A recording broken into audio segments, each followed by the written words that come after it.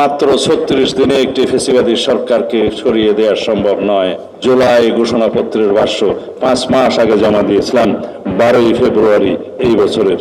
1947 সাল থেকে 1971 পর্যন্ত 23 বছরের শোষণ শাসনে পাকিস্তানি স্বৈরশাসকদের, পাকিস্তানি শোষকদের, শাসকদের অত্যাচারে, নির্যাতনে, বৈষম্যের শিকার হয়ে 1971 এসেছে।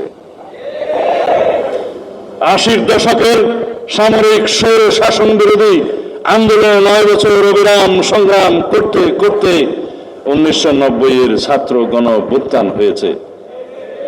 বিগত 17 বছরের আন্দোলন সংগ্রামের ধারাবাহিকতায় 2024 ছাত্র গণ অভ্যুত্থান সংগঠিত হয়েছে।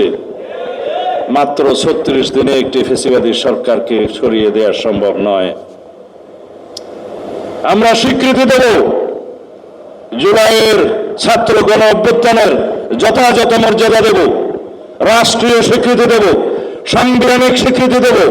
সংবিধানের 4th তফসিলে তার বর্ণনা থাকবে, সেই বৈধতা দেওয়া হবে। সেখানে 106 অনুচ্ছেদ অনুসারে যে সরকার গঠিত হয়েছে, অন্তর্বর্তীকালীন সরকার, তার বৈধতাও ওখানে দেওয়া হবে।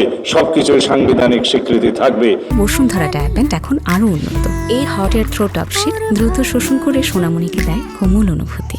রাষ্ট্রীয় স্বীকৃতি থাকবে, আমরা সেটা বলেছি এবং আমাদের ভাষ্য, জুলাই ঘোষণাপত্রের ভাষ্য 5 মাস আগে জমা দিয়েছিলাম, 12ই ফেব্রুয়ারি এই বছরের। পরবর্তীতে বিগত 9 তারিখ আবার একটা রিফাইন ভার্সন আমাদের কাছে চেয়েছে, আমি নিজেই জমা দিয়েছি। সুতরাং যারা জুলাই ঘোষণাপত্র নিয়ে জানতে চান, মর্যাদা সম্পর্কে জানতে চান, স্বীকৃতি সম্পর্কে জানতে চান, সেটা আমাদের কথা পরিষ্কার।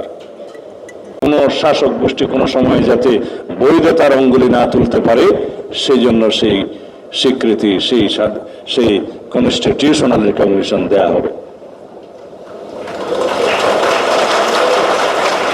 জুলাই সনদ প্রণয়নের কার্যক্রম চলছে, তবে অতি দ্রুত আমি একটু বাংলা এখন মাঝে মধ্যে আমার অসুবিধা হয়ে যায়, তবে ধীর গতিতে।